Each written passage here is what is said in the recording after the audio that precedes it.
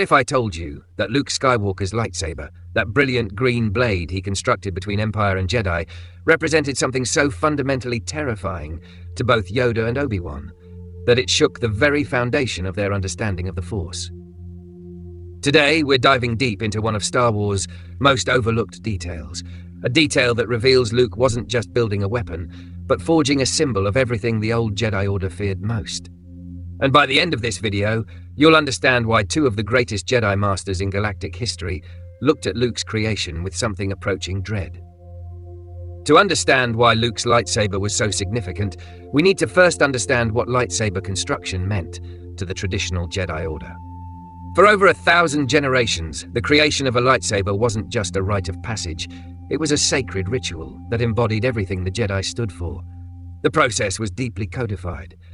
Young Padawans would journey to the crystal caves of Elam, meditate for days or even weeks, and allow the Force to guide them to their destined Kyber crystal. The crystal would then bond with them, taking on a blue or green hue that reflected their connection to the Force. But here's what's crucial: the entire process was supervised. Masters guided their students, ensuring they followed ancient traditions, used approved components, and constructed their weapons according to millennia-old designs. The lightsaber wasn't just a tool, it was a manifestation of Jedi orthodoxy. Even when we look at variations, like Obi-Wan's elegant design or Anakin's more aggressive styling, they all followed the fundamental templates established by the Order. They were variations on a theme, not revolutionary departures. The Jedi believed that this careful, guided construction ensured that each new lightsaber carried forward the wisdom and restraint of those who came before. It was about continuity, tradition, and most importantly, control. But Luke Skywalker was about to shatter every single one of these assumptions.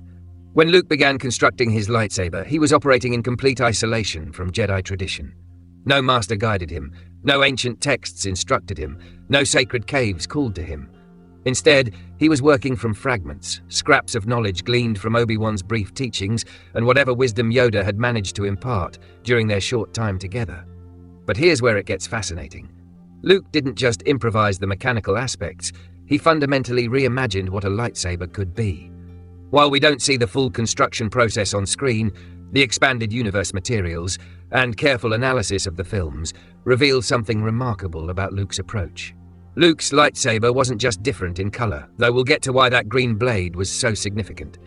The internal construction showed innovations that no traditional Jedi would have attempted. He incorporated design elements that suggested a deeper, more intuitive understanding of how the Force could flow through technology. Some sources suggest Luke's saber had a more efficient power cell configuration, a more responsive focusing crystal assembly, and most intriguingly, a design that seemed to anticipate and adapt to its user's emotional state, rather than simply channeling their intentions. But the most revolutionary aspect wasn't technical, it was philosophical.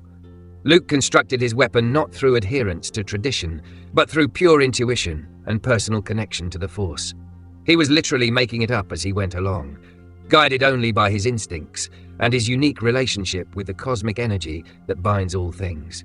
This approach to lightsaber construction mirrored Luke's entire relationship with the Force.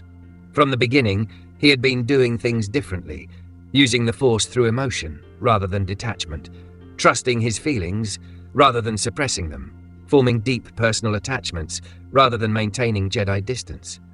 And when Yoda and Obi-Wan saw the result of this unguided, intuitive construction process, they realized something that shook them to their core. Let's talk about that green blade, because this wasn't just an aesthetic choice. In traditional Jedi understanding, lightsaber colors were believed to reflect the wielder's role and relationship with the Force. Blue typically indicated a guardian, someone focused on combat and protection. Green usually indicated a consular, someone more focused on knowledge, diplomacy, and Force mastery. But Luke's green wasn't bestowed by tradition or determined by a master's assessment of his role. Luke's crystal chose green through pure, unfiltered Force connection, and that choice revealed something unprecedented. Luke's green blade represented something the traditional Jedi Order had spent centuries trying to eliminate: the integration of emotion with Force mastery. Traditional consulars achieved their green blades through detachment and scholarly study. Luke's green came from passionate engagement with the Force, while maintaining balance. Interestingly, the only other prominent green lightsaber we see in the prequel era belongs to Qui-Gon Jinn. Himself something of a maverick who often clashed with the Jedi Council. This connection isn't coincidental. Both Luke and Qui-Gon represented paths of Force mastery that prioritized personal intuition over institutional wisdom. Remember Luke's vision in the cave on Dagobah, where he sees his own face behind Vader's mask? Yoda presented this as a warning about the danger of the dark side.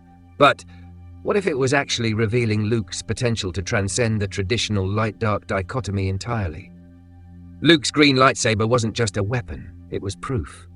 Proof that someone could maintain strong emotional connections, feel anger and fear, love deeply and passionately, and yet still remain fundamentally aligned with the light side of the Force.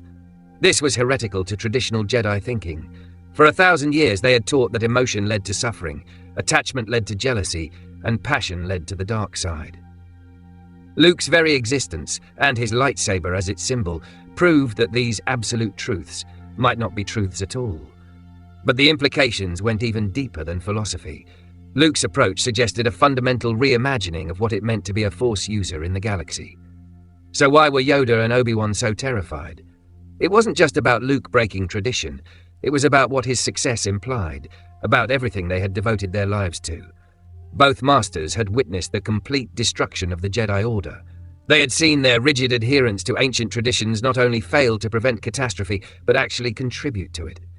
The Jedi's emotional detachment had made them blind to Palpatine's manipulations. Their prohibition on attachment had driven Anakin toward the very darkness they sought to prevent.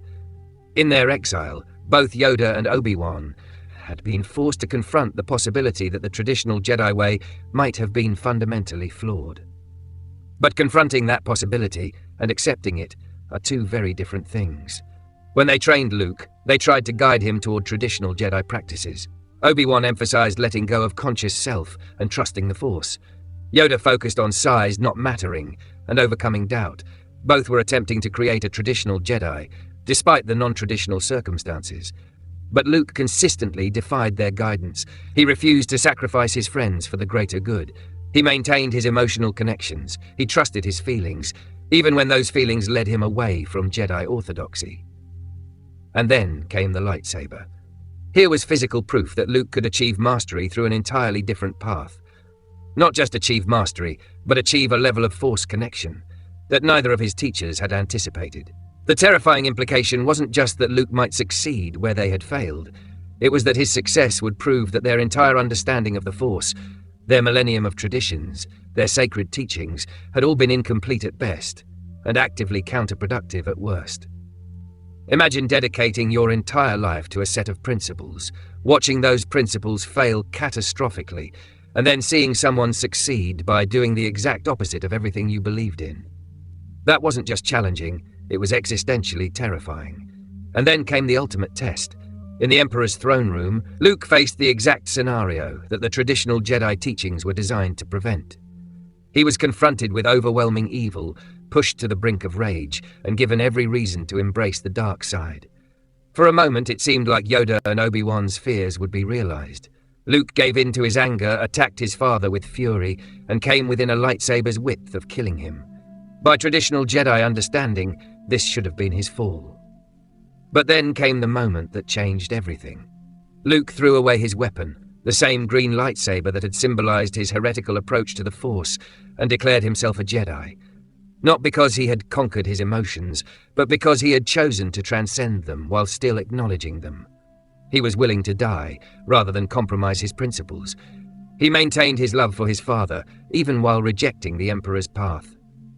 He achieved what traditional Jedi philosophy said was impossible: perfect balance between emotion and wisdom, attachment and selflessness. And his approach worked. Not only did Luke avoid falling to the dark side, he actually redeemed the most fallen Jedi in galactic history. Vader's love for his son, the very attachment that traditional Jedi teaching said would lead to darkness, became the instrument of the Empire's defeat.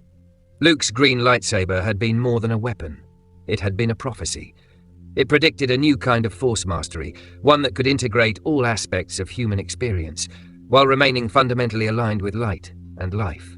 In the end, Yoda and Obi-Wan's fear proved justified, but not in the way they expected.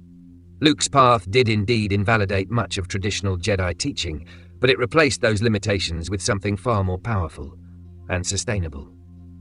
Luke Skywalker's lightsaber terrified Yoda and Obi-Wan because it represented the end of everything they thought they knew about the Force.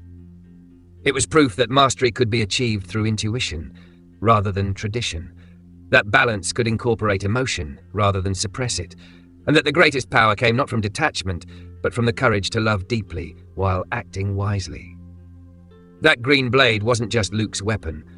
It was the symbol of a new understanding of what it meant to be a Force user in the galaxy, an understanding that honored the past while boldly embracing the future. What do you think? Do you see Luke's lightsaber differently now? Let me know in the comments below. And don't forget to subscribe for more deep dives into the hidden meanings of Star Wars. Until next time, may the Force be with you.